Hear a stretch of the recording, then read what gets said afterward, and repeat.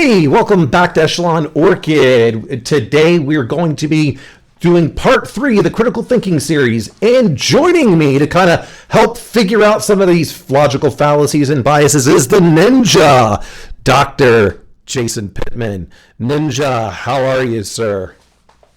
I am doing fantastic, Dr. Danford. How are you? Good, good. Hey, look, I got to tell you something. So are you using that one company that I was using for the TRT? Yep. Yeah. So my account's locked. I have yet to be able to hear back from support since last Thursday. Really? I've sent text message. I've emailed. I even contacted their CEO on LinkedIn. And finally someone from Facebook got back and said, oh, well, support's really backed up. I'm like, I need my password reset. And it's saying I have to contact support. This is horrible customer service. Horrible. There must be something going on.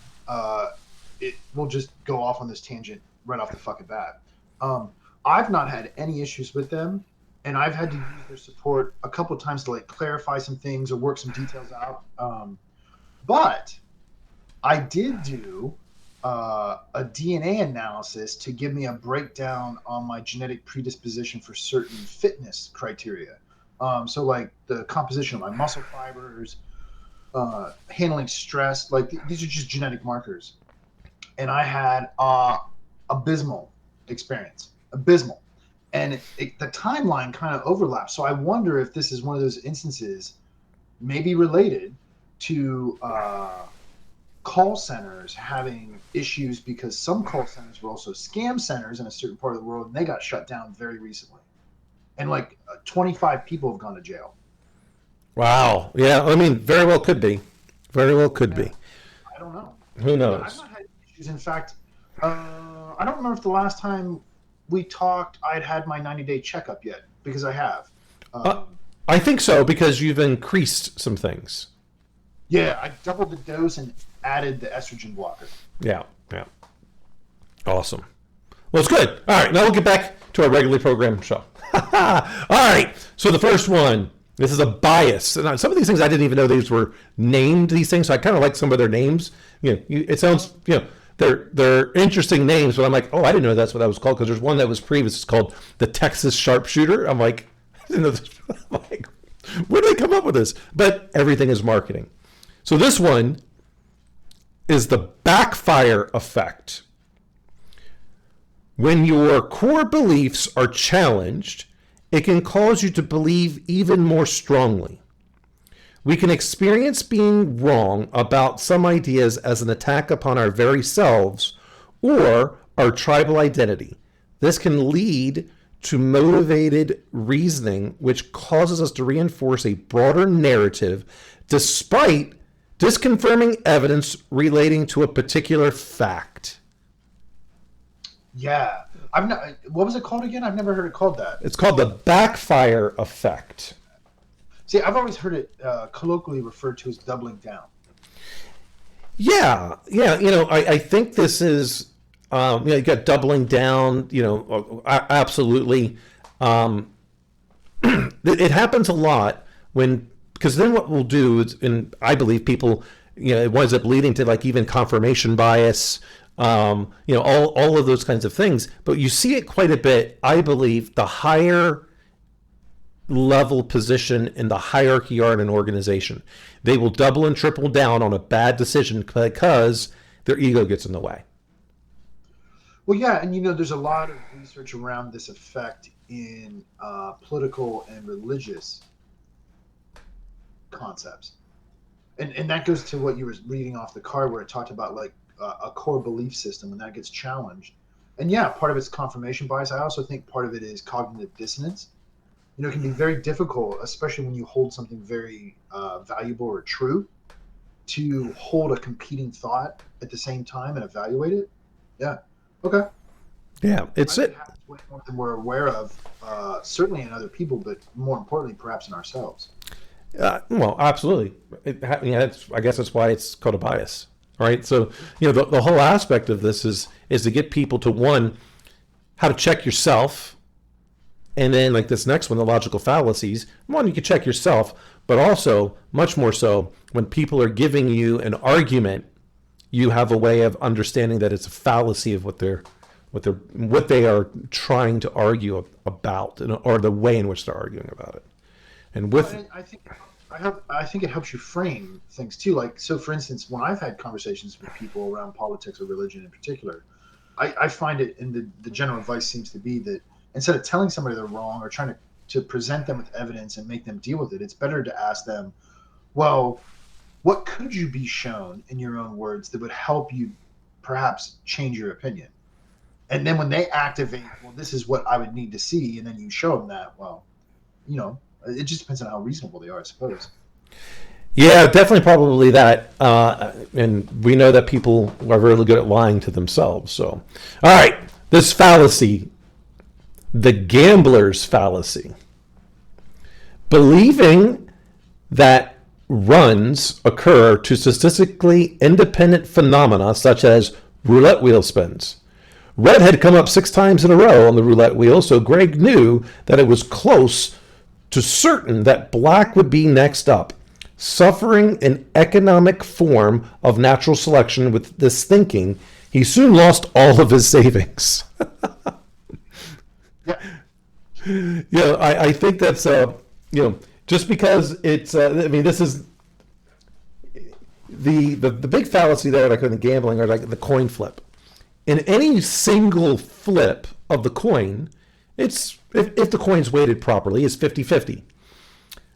But the probability of getting tails 8 times in a row, I don't remember what the math is on that, but it's basically, what is that, 2 to the 8th? Is that what it is in terms of that? So basically not, yeah. So not that great. But that doesn't mean that the 9th one is still not going to be heads or tails, right? You could still, just as equal in any individual flip, have a 50% shot.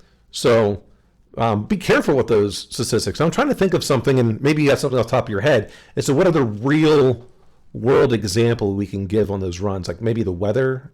I don't know. No weather. I was going to say, dude, it's endless. Fuck, man. This is one of my favorite parts of discrete mathematics to teach, because our understanding of probability as it's expressed through a statistic is really poor. It's really poor, largely because of this fallacy and confirmation bias. So the weather is really hard to understand, and the way that probability is computed, which is a special conditional probability related to Bayes' theorem. Basic conditional probability with coin flips. Like this is a true story, man. I got fascinated with the idea of not it's always 50-50 on each individual flip, and not how many could you get in a row and what's that probability. I, for a long time, got fascinated by, well, how many flips does it take to get as close to 50-50 as possible, right? And this is not exaggeration, man. For 2 years, I rode the train into work and out from work, and it was about 45 minutes each way.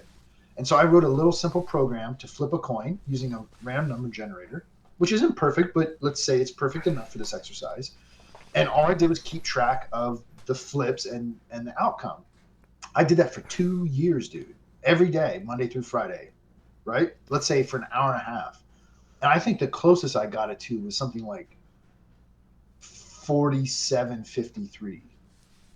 I mean, it's never perfect, but that isn't what the idea is talking about. The idea is that each individual flip has an equal probability of showing up. That's it. But I love going to Vegas and watching people like stare and wait for the machines to hit, and then they slide in when you get up, like magically it's going to hit again. No, dude, do you know what would happen if the Gaming Commission caught those systems working that way? That has to be one of the most regulated facilities that I've ever experienced.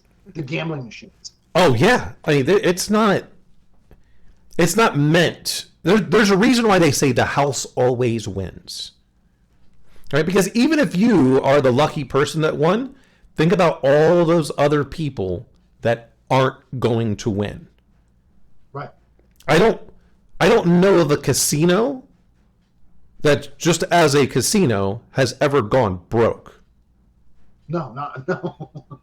Well, and so here's another example, man. World of Warcraft, or any game where there's loot drops, because they're driven by a probability. every year, which I think was the second or the third year of the game. So at this point, let's call it 15 years to be fair. Every year for 15 years, I have killed the Halloween boss in World of Warcraft with no less than 10 characters every day for the event. I have never seen the mount drop. Not only have I never won it, I've actually never seen it drop. And I've far surpassed what you would look at in the numbers of. I should have seen it by now, because let's say it's like 1 in 1,000. Dude, I've killed that thing way more than 1,000 times. But every time it spawns and I kill it, it's the same probability. I'm just unlucky, and that's okay. True. All right, here we go. Your bias, the Barnum Effect. Like P.T. Barnum. I mean, that's immediately what my mind goes to, but I don't know if that's what it's going to say. So you see personal specifics in vague statements by filling in the gaps. Psychics, astrologers, and others use this bias to make it seem like they're telling you something personally relevant. Try to think critically and see how things could be interpreted to apply to anyone, and not just you.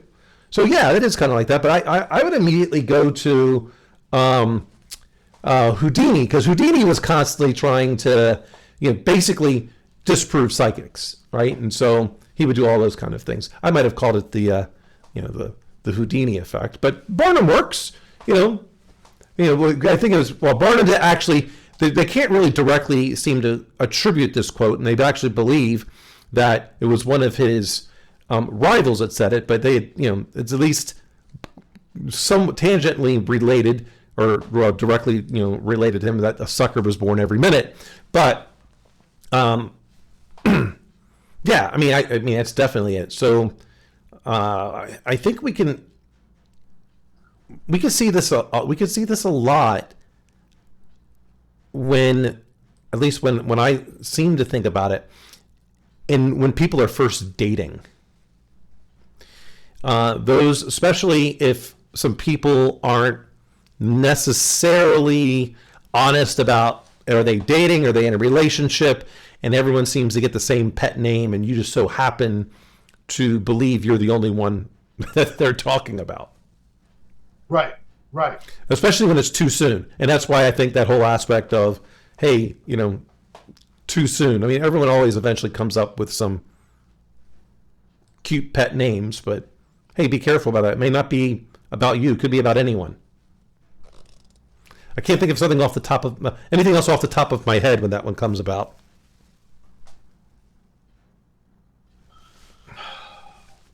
Well, I think the point about the psychics, like fortune tellers, is poignant, because they operate off observation, which is actually an important skill, and generalities. And we have a need to want to believe that they possess some special secret just for us. You could also call it the stripper effect. Like, magically you're the person. Magic. It's illusion. Right. Yeah. As you're talking about, and this is a big thing. So if no one's ever really gone to a psychic, I mean, if you're talking about someone that's a loved one, I mean, they're going off of probabilities. You happen to have dark hair. What's the probability that you're trying to talk to a loved one that is no longer with you, of them also having brown hair? Probably pretty high. What are some of the most common names? And then, I'm feeling like it's a letter J. Well, John's a pretty popular name, right? So then you reveal information, and that's what they're looking at doing. They're looking to get you to reveal information. That's right. Exactly. All right, let's getting into our next one, which is going to be a fallacy. All right, this next fallacy. Ambiguity. Using double meanings or ambiguities of language to mislead or misrepresent the truth. When the judge asked the defendant why he hadn't paid his parking fines, he said that he shouldn't have to pay them because the sign said, "Fined for parking here." And so he naturally presumed that it would be fine to park there. I don't know that would ever work But maybe it has worked on someone. You would have to probably prove that you didn't have a very good grasp of the native language, depending on the country. Like you would have to be someone that's not from this country. That's your native speaking is not English for that to work. Yeah, and the thing is, I mean, I can imagine some scenarios in which that might actually be true and happen. But in that example, I don't know that you're absolved of culpability, right? I mean, well, my natural one that I come to mind is the one that it's much more of a technology thing, where you see the email or the T-shirt, which I had the T-shirt, and it says there are only 10 kinds of people in this world: those that understand binary and those that don't. And people go 10 because they also don't know what binary is, and really it's a 1 and a 0, which means 2. That would be ambiguous. All right, it's you're using what you happen to know these things and others don't. But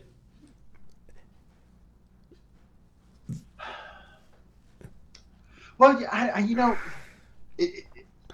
what I've been thinking about is there's like a meta bias, right? Because, and I'm not saying this is unique, but English is well renowned for having a lot of confusion around the use of similar sounding or similar spelled words that have vastly different meanings. And I think we take for granted, because this is our culture and we've been tuned and conditioned to navigate these confusions or contradictions maybe. It may not be obvious to people whether it's not their primary language or their native tongue, people with certain cognitive impairments. Like, this is actually a good question. I don't know the answer to this, but it makes me want to go find out.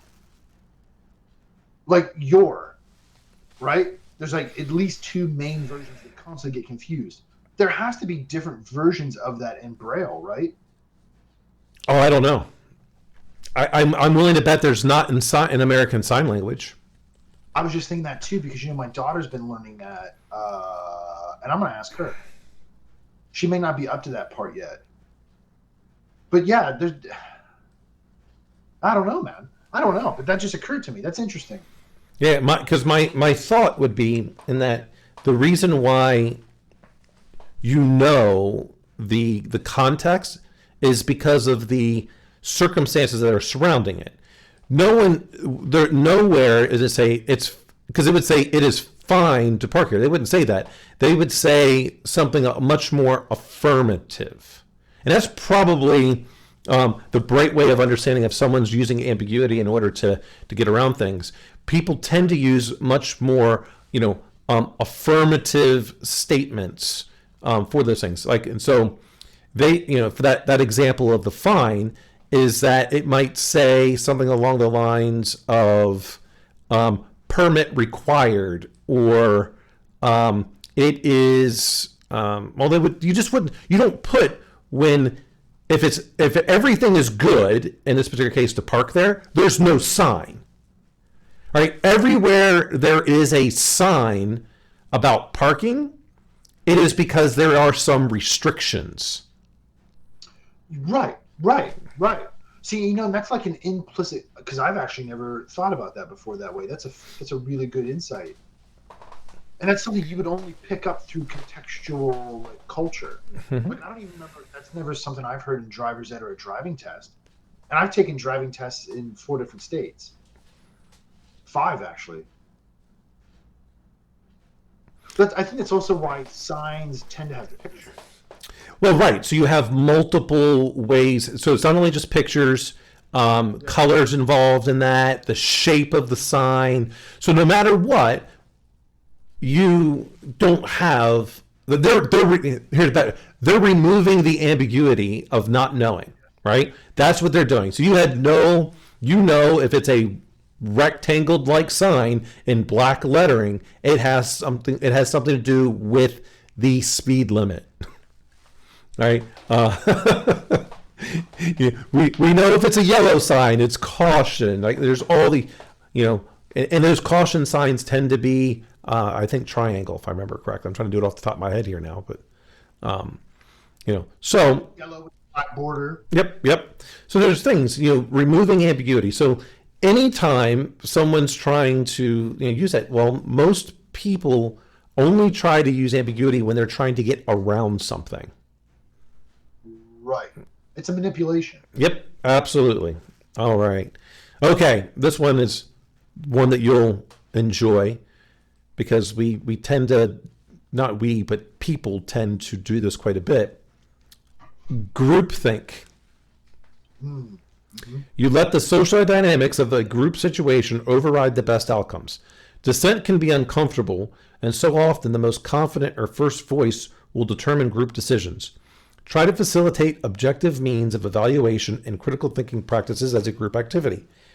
Now, I immediately go in terms of trying to counter this as leaders.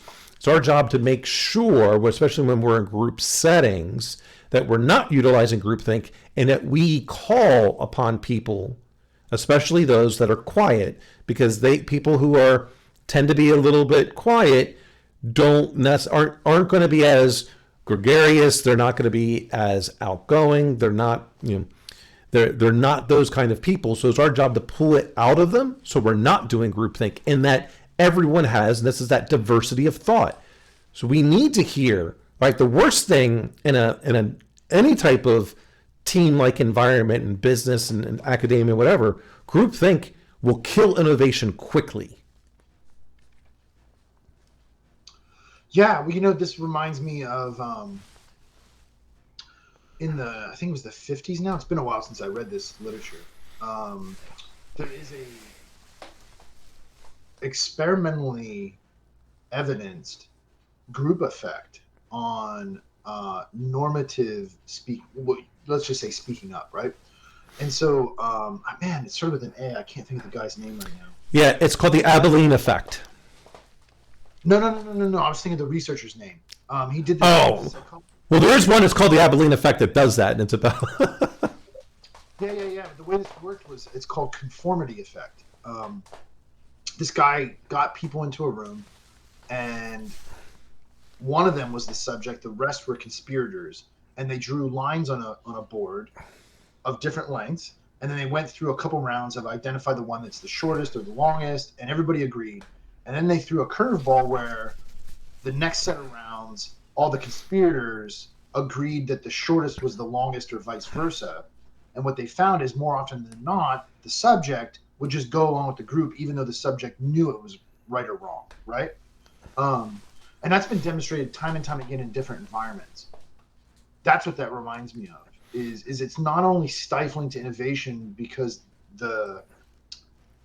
sometimes the vocal minority takes over, but it also has this conformity effect where then there's this pressure from the status quo to not deviate from status quo.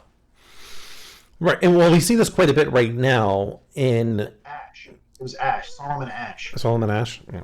So we see this quite a bit right now in our political identities. People start going along with things just because they want to, be a part of that group identity. Like they get something more out of that. What's interesting is where people it becomes really dangerous was this is when that stampede effect, the rioting effect. You generally would not do something like that if left to your own devices, but because everyone else around you has started it, you get caught in those moments. I mean, a stampede occurs because, a couple of steer or whatever animals got spooked, and then boom, if they're spooked, I should be spooked, and then now you've got a stampede on your hands, and it can happen with us humans. George Carlin said it best. An individual person can be incredibly brilliant. People are fucking stupid. Yeah. Oh, yeah. Very true. Very true. All right. We will. All right. Yep. We're at the fallacy. Burden of proof. Saying that the burden of proof lies not with the person making the claim, but with someone else to disprove. Bertrand declares that a teapot is, at this very moment, in orbit around the sun between the Earth and Mars, and that because no one can prove him wrong, his claim is therefore valid. I know a lot of people that do that. It is a constant. Well, the burden of proof is not all for me. You got to disprove it. No, that's not the way it works. You're presenting the argument, the challenge. You need to be able to back it up. Otherwise, I mean, really, when people do those kind of things, I just look at them and go, "You're an idiot." I mean, I may not say it out loud, but when you start talking those ways, I just go, "All right, I don't even want to." There's no even real reason for the conversation to continue, because clearly you are not interested in actually solving anything.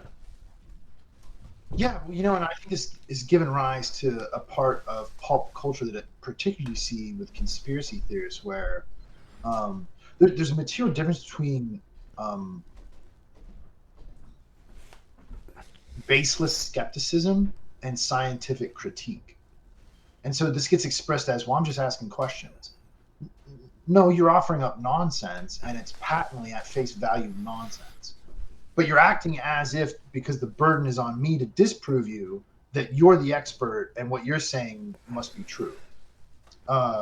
Yeah, man, for me, that's one of the most egregious ones in some ways, because it's just unhealthy to discourse. Look, either we're having a conversation, which may be meaningful, but it's not serious, right? And we're just sharing ideas and thoughts, or we're having a serious discussion, let's call it a debate, or an argument in the formal sense, right? Not the emotional sense. And everybody ought to have a burden of proof, because that's what we're talking about. We're talking about facts, not ideas. Right, and this is one of those things where I get into, especially with some of the conspiracy theorists with the last election, of them wanting to go down this path where, well, the election was stolen. Well, prove that it wasn't stolen. That's not how that works, right? If you're saying the election was stolen, that's what I think there's a big difference. This is what you believe because you saw something. Well, that's why we have, in that particular case, a legal system. And now the burden of proof is on you that made the claim to provide evidence that this happened. Now, you get a discovery process. That's why there's the whole legal thing. You believe it was. And so then your lawyers go through the process of trying to get evidence because you need access to that. But the amount of people that believe it was still stolen, and I just love this whole aspect because when you, like, the big reveal from what's that guy, that My Pillow guy? I didn't talk about, but I couldn't. I can't. It's like Mike something about. I don't remember. But he had this whole big huge thing of he's going to reveal. I've got the packets. And the PCAPs. He kept saying, I got the PCAPs, and it never got revealed. Like there's, I mean, come on. Like it was all conspiracy. But it's just an interesting thing as the people go, well, prove that it didn't. That's actually not how this works. You can make a claim, which is different, but because that's what you believe, you have a feeling. It's much different than proof. Well, see, and I think it's also this devaluing of qualitative research. So, to me, it's completely fair scientifically to say, if you make a claim and I say, well, what are you basing that on? And you reply, well, with direct observation. Now we have something to talk about because now I want to explore your observations and your contextualization of that. And that's completely scientifically legitimate. But somehow we've trapped ourselves into, this is what I love about this little subculture, that it can only be quantitative. And what matters are your citations and your sample size. And I'm telling you, every single person that I've heard utter that in like a normal conversation has no idea what the fuck they're talking about. You mean so like the sample size of only taking 100 followers is not good enough to determine if you have bots? I would not say that. It depends on the protocol of the study. Yeah. 100 might be completely sufficient. It might be utterly insufficient. Context matters. Yeah. You mean I can't just count off every 10 and say that's a good way of getting a random sampling of those 100 followers? Is Jane Goodall chimp research any less valid because she didn't live with all chimps? No, of course it's valid, man. Come on now. I was going to try to poke fun at Elon Musk. I got Oh, since I don't really do a whole lot on Twitter, I can say this kind of thing. I'm trying to get back and do it. I just don't. Actually, I just don't read it. I just post the stuff for the show, and that's it. That's all I do now. Yeah, I don't. This is a side tangent real quick, but I tried really hard. Like, I was really diligent about it every day, trying to connect with other academics and talk about research and create, and it's just, for one reason or another, dude, I just was like, man, this is not a good use of my time. Well, I will tell you, I suspect the reason is the majority of people right now that would be in academics are going to be in our generation or the older one. And so they still don't believe, majority, don't believe that you can build relationships virtually. So for that to happen, you're probably going to need to wait a little while longer to where the millennials and the Gen Zers start to become academics. Then you might have a better chance of doing that. That's my hypothesis. In the event that you ever go down that path again. I was waiting for you to tell me to prove it. Now, yeah. Anyway. Yeah. All right. Your bias is negativity bias. You allow negative things to disproportionately influence your thinking. The pain of loss and hurt are felt more keenly and persistently than fleeting gratification of pleasant things. We are primed for survival, and our aversion to pain can distort our judgment for a modern world. Oh, man. This one I would actually call into question, because I don't know how much of a bias it is, or it's just part and parcel of how consciousness functions. Because it's the negative things that we ought to remember and remember well, so that we avoid them in the future. Otherwise, we may not be able to reproduce. I mean, there's like an evolutionary basis for it. But I understand why it would also get classified as a bias, because I think the bias functions in a non-normative way. Meaning, there's like a normal, healthy amount of, oh yeah, this bad thing happened, and that's what I remember. Then there's like the pathology of it, which is manifest through the bias. That's, I think, kind of how I think about it. Well, I think one of the reasons why this bias comes up is because you always have the types of people that you go to share something with them, and then they look directly to the negative side because they are so, we'll say, risk adverse, and so that's where the negative bias comes in. Whereas others will try to look and start continuing to gather data. Like if I could, it wouldn't matter what it might be. You always have those people that want to tell you why something can't happen because they have conditioned themselves with this negativity bias. That's at least what I believe, and I try to minimize those things and look at both sides, and then go through what's the probability of X or Y happening.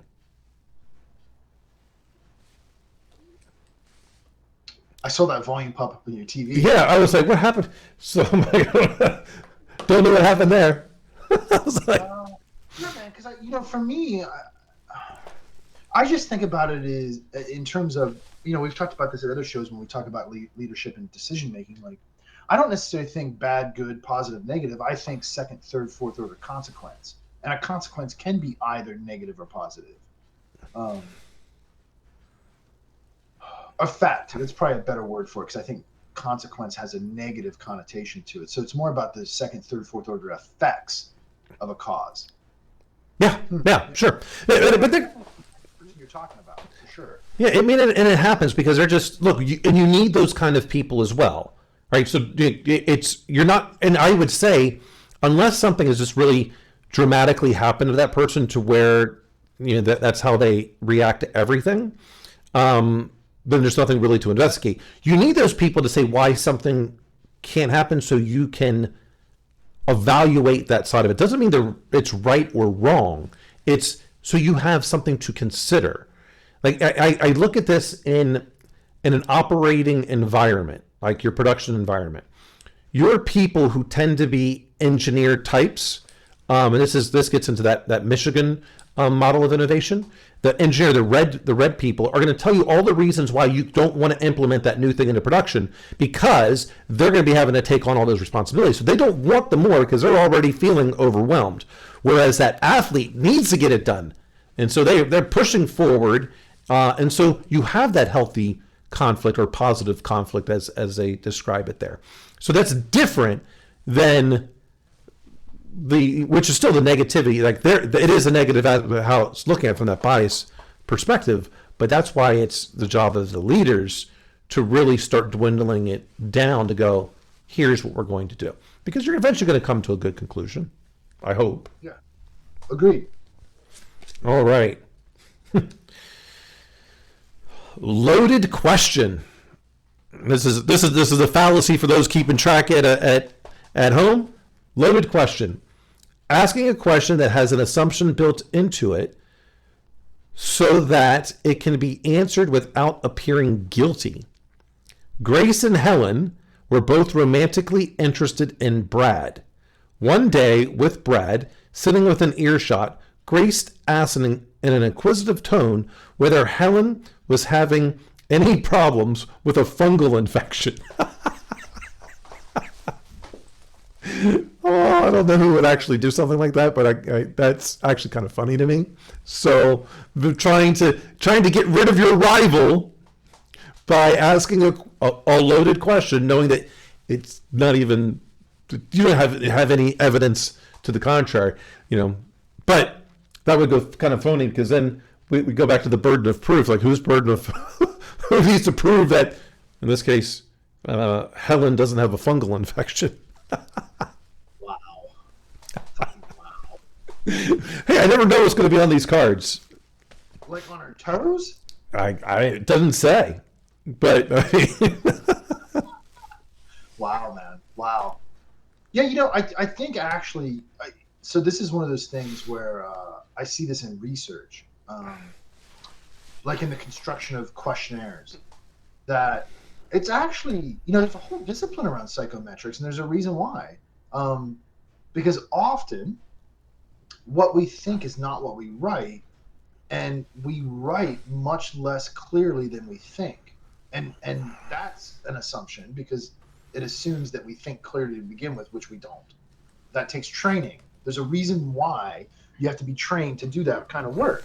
And it's very easy for other biases, other fallacies to slip in unbeknownst to us, which is why you always do a pilot test, for instance, right?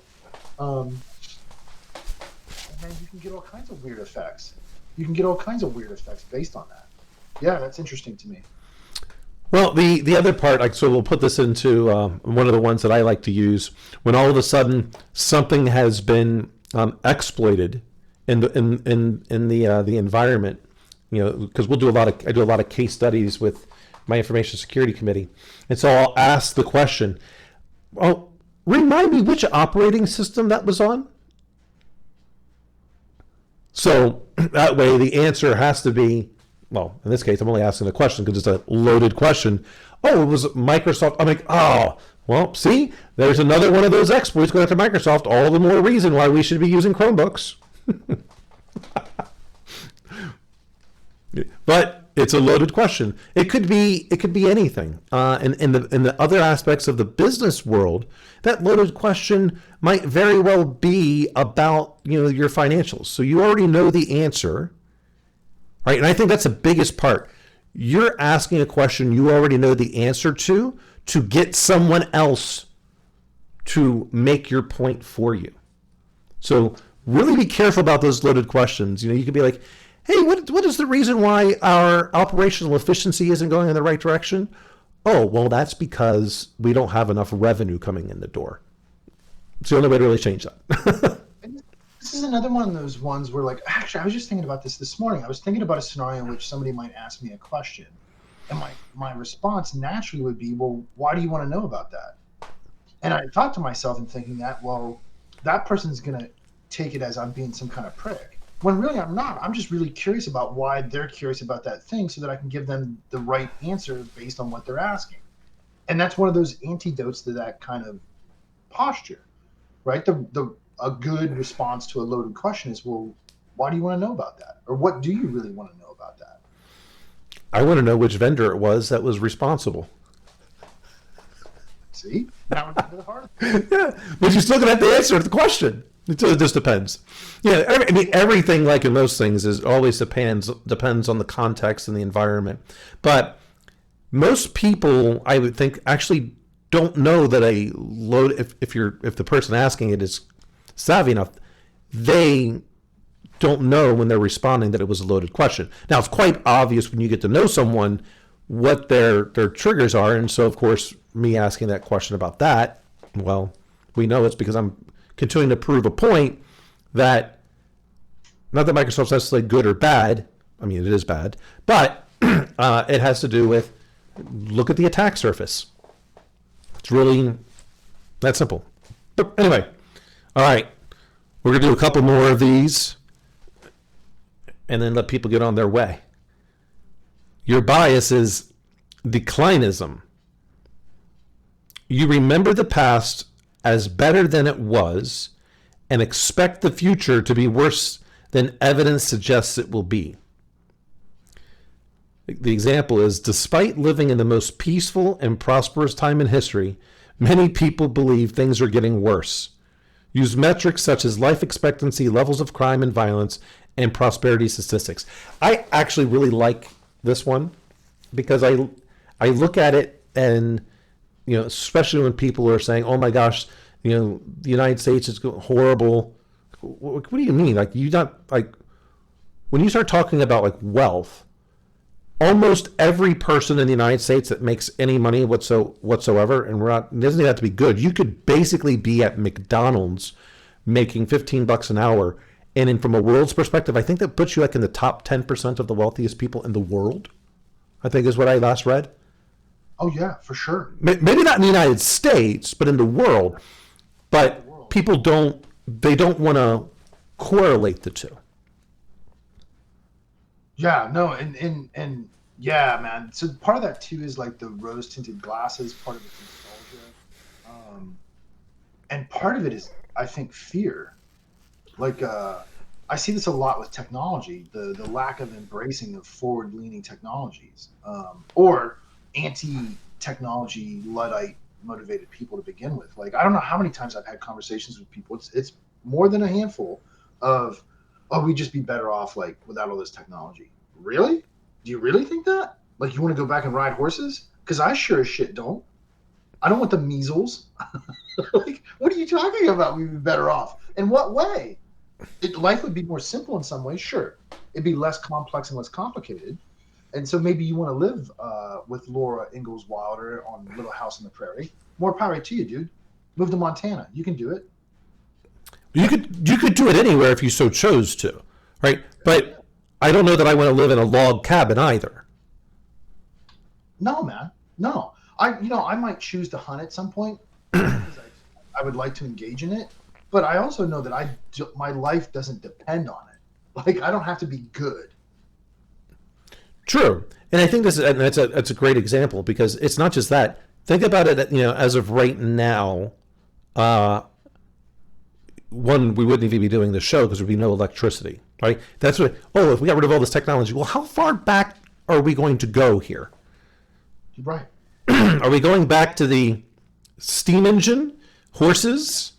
What if the world was exactly how it is right now, right, in terms of population, but everyone was using coal for all types of energy consumption, whether it be because of trains, the boats, which would have been there'd be no airplane, so all you have, depending on how far back you go, is a train for long distance, or you're riding a horse. But with this population using that much coal, you want to talk about where potential weather effects would be at that point? Don't want to go that. I enjoy that we're making all these technological leaps and bounds.